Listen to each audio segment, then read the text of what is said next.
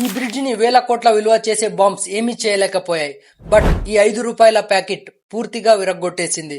India's top level engineering creations లో కలకత్తాలో ఉన్న హౌరా బ్రిడ్జ్ ఒకటి. ఈ బ్రిడ్జ్ 1943లో కన్స్ట్రక్ట్ చేశారు.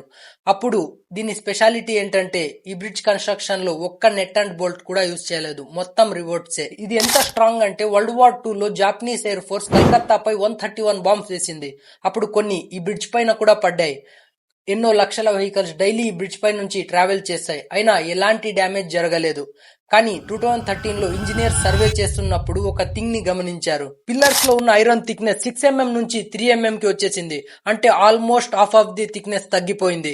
దానికి మెయిన్ రీజన్ మనుషులు దానిపై నుంచి వెళ్తున్నప్పుడు ఉమ్ముతున్న గుట్కా. ఆ గుట్కా ప్లస్ సలైవాలో ఉన్న కొన్ని కెమికల్స్ యాసిడ్ లా మారి అక్కడ ఐరన్ ని రస్ట్ చేశాయి.